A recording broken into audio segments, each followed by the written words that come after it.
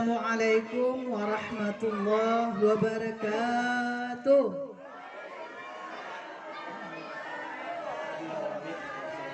Alhamdulillahilladzi arsala rasulahu bil huda wa dinil haqq liyuzhirahu 'alad dini kullihi wa kafa billahi shahida.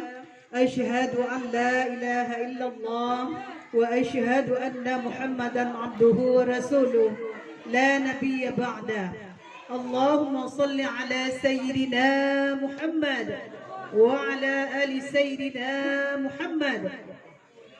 Rabbi shrah li sadri wa yassir li amri wahlul 'uqdatam min lisani yafqahu qawli. Alhamdulillah, ini karena kultum saja kata Abah Sabrun Pak Long, jadi singkat padat cepat tepat ya Bu ya.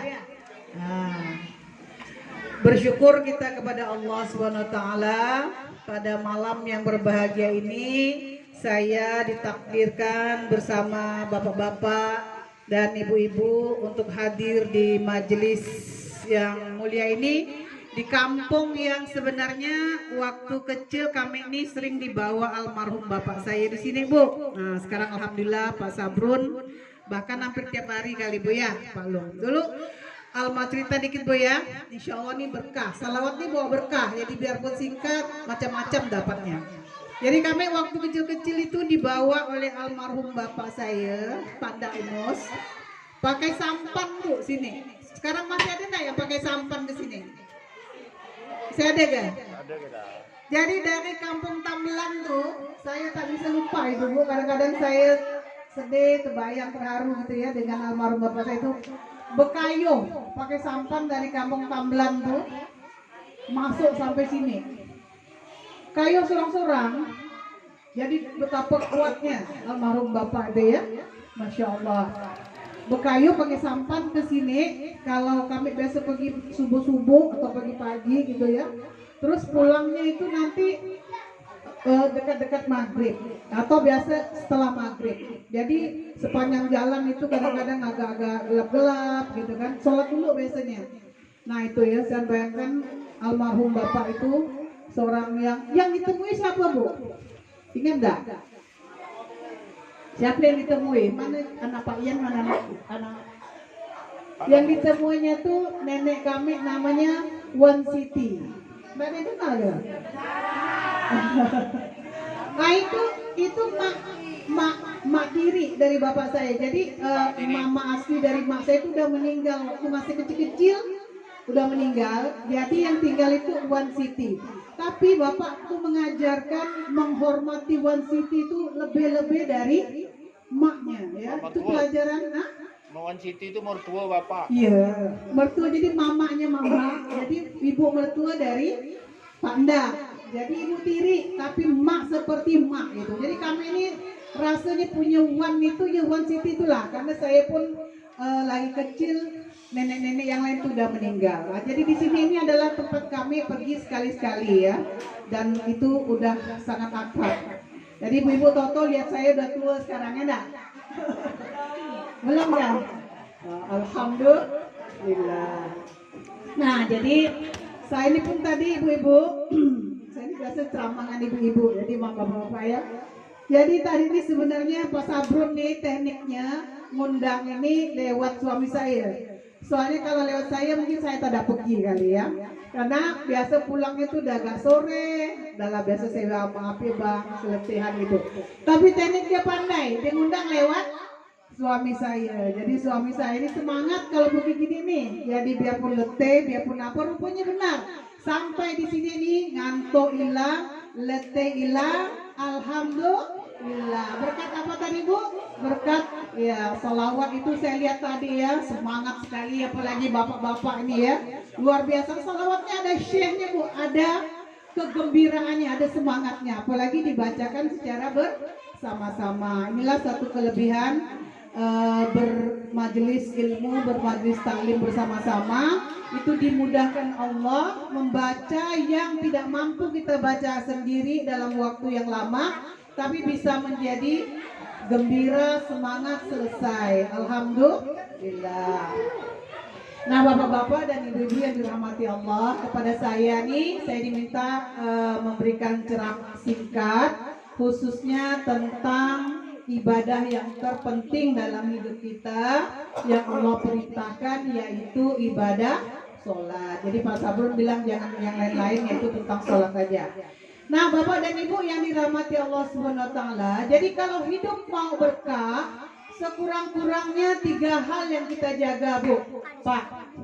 Yang pertama sholat, yang kedua baca Al-Quran, yang ketiga sholawat. Udah dikerjakan semua, Bu? Masya Allah ya. Ya, jadi ini 3 amalan yang tidak boleh kita tinggalkan dalam hidup kita. Nah, kenapa yang pertama ini harus sholat, ibu-ibu yang dirahmati Allah? Sholat ini adalah suatu perintah Allah yang berbeda dari perintah-perintah yang lainnya. Macam mana Rasulullah dapat perintah sholat, Bu? Melalui Isra Mi'raj. Ya, nanti sebentar lagi kurang lebih minggu-minggu depan ya, atau 10 hari tanggal 8 ya kalau bulan ininya. Nah, kita akan memperingati Isra Mi'raj Nabi Muhammad SAW, yaitu yang utamanya Allah memberikan perintah tentang sholat. Jadi beda dengan perintah-perintah lain, bahwa sholat adalah peristiwa yang istimewa yang diturunkan oleh Allah SWT kepada Nabi Muhammad SAW. Kenapa kita harus sholat, Bu? Kenapa kita harus sholat?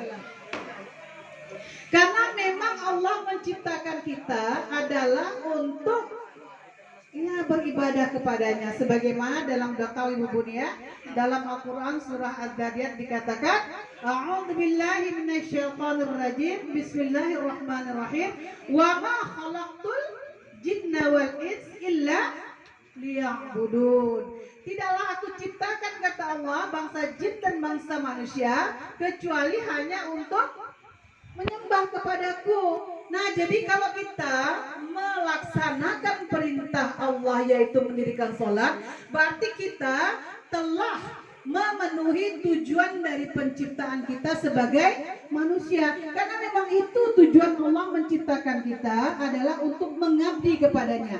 Mengabdi kepadanya, salah satu yang terpenting adalah sholat.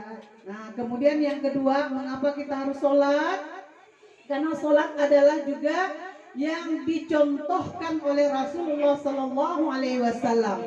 Rasulullah adalah orang yang sudah dijamin oleh Allah menjadi ahli surga. Tapi Rasulullah tidak pernah meremehkan sholat sampai bengkak-bengkak lututnya untuk tetap mendirikan sholat. Sementara kita tidak ada jaminan bahwa kita akan menjadi ahli surga, tapi kita atau ada masih orang-orang lain yang mengabaikan sholat. Saya yakin bapak-bapak di sini dan ibu-ibu ini adalah ahli sholat, ahli ibadah. Amin ya robbal alamin ya. Jadi itu 2, Bu. Yang pertama itu adalah perintah Allah, tujuan Allah menciptakan. Yang kedua adalah kita mengikuti apa yang Rasulullah contohkan ya. Sallu kama ra'aitumuni usalli, kata Rasulullah. Salatlah kalian sebagaimana kalian melihat aku sholat. Jadi hari-hari Rasulullah itu tiada hari tanpa sholat. Begitupun kita, ibu-ibu yang dirahmati Allah, betapapun sibuk kita wajib menyediakan waktu untuk sholat. Karena sholat itu paling lama ya, dengan wudhu, dengan persiapan kita itu 10 menit. Sedangkan waktu yang Allah berikan kepada kita 1 hari 1 malam ada 24 jam. Kalau sholat 1 waktu itu hanya 10 menit, berarti 5 waktu sholat fardunya tidak sampai 1 jam, hanya kurang lebih 50 menit. Taruhlah tambah dengan sholat-sholat rawatib. Ya, sholat rawatib apa, Bu? 100 untuk Pak Ustaz. Pak Ustaz ditanya. Sholat rawatib adalah sholat yang mengikuti sholat fardu. Ada yang namanya muaqqadah, ada yang namanya ghairu muaqqadah. Muaqqadah itu adalah sholat yang sangat dikuatkan. Misalnya tadi ba'dal isya. Kalau qoblal isya itu ghairu muaqqada. Subuh qoblas subuh ya. Jadi 2 rakaat. Jadi kalau sholat subuh jangan langsung sholat subuh, tapi sholat dulu qobliyah subuh. Karena orang yang sholat subuh kata Rasulullah 2 rakaat sebelum subuh, kemudian dia mengerjakan sholat subuh bagaikan, ini bahasa metafor ya, bagaikan orang itu mendapatkan dunia dan seluruh isinya. Sebaliknya, orang yang ketinggalan sholat qobliyah subuh dan sholat subuh, maka dia seperti kehilangan dunia dan seluruh isinya. Zuhur, qobliyah dan ba'diyah, hukumnya mu'aqadah. Asar, qobliyah ba'diyah ada? Ba'diyah asar ada? Ba'diyah asar ada?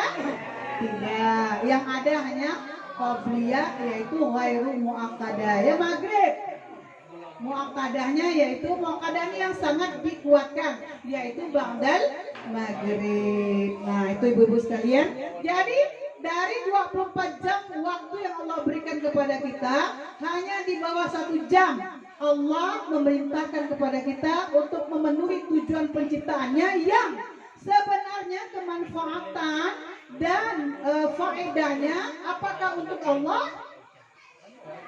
Tidak. Untuk siapakah sholat itu? Untuk kita sendiri. Sholat adalah menenangkan jiwa kita, sholat menenteramkan kita, sholat menjauhkan kita dari perbuatan keji dan mungkar. Inna sholata tanha 'anil fahsya'i wal munkar. Sholat dapat mencegah perbuatan keji dan mungkar. Walaupun hari ini kita, ada waktu bang? Belum.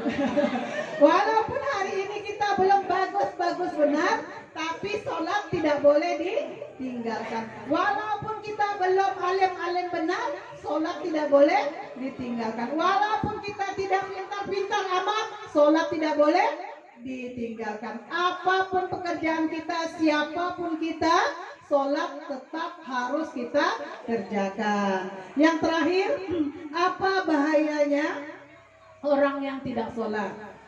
Bahaya orang yang tidak sholat. Orang yang tidak sholat berarti orang yang melupakan Allah. Kau lupa dengan aku, kata Allah, aku lupakan kau dengan dirimu. Jadi kalau kita meninggalkan Allah, Bu, ya, bahayanya bahkan kita lupa dengan nasib kita, lupa dengan diri kita, lupa mana prioritas yang paling penting dalam hidup kita. Maka kita tidak boleh melupakan Allah. Kita takut kita akan melupakan tentang nasib kita. Contoh, bahwa sholat itu adalah menjadi bekal utama nanti kita menghadap Allah. Kita sibuk yang lain-lainnya, tapi kita lupakan. Padahal yang kita sibukkan, yang kita kejar ini akan kita tinggalkan. Dan yang kita tinggalkan ini nanti itulah yang akan menjadi bekal kita di alam barzakh dan di yaumil mahsyar nanti.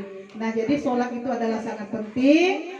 Dan yang pertama-tama akan dihisab Allah di yaumil mahsyar nanti apa, Pak, Bu?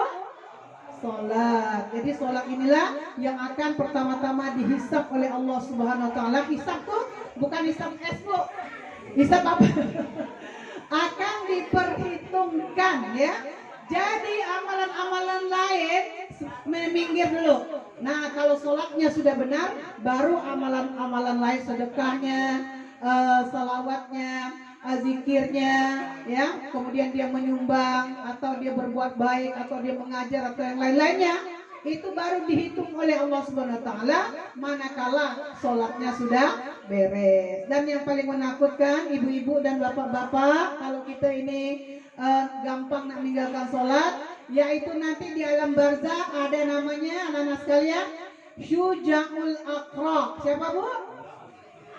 Syuja'ul aqra, yaitu ular yang berkepala banyak, yang akan Allah untuk menakut-nakuti orang-orang yang tidak sholat. Jadi betapa ngerinya kalau ada orang terlalu pede, terlalu berani untuk meninggalkan sholat, padahal sesungguhnya dia membuat dia lupa dengan diri dia sendiri, dan dia akan mendapatkan ketakutan yang sangat luar biasa di alam barzah. Belum lagi nanti di yaumil akhir di mahsyar nanti.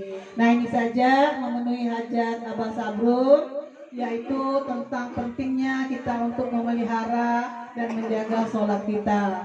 Tadi saya lupa yang pertama, buat yang terakhir yang dimuliakan Allah, Bapak Al Ustadz, selamat datang dari tadi datang ya, Bapak Burhan Syah, SAG MPD.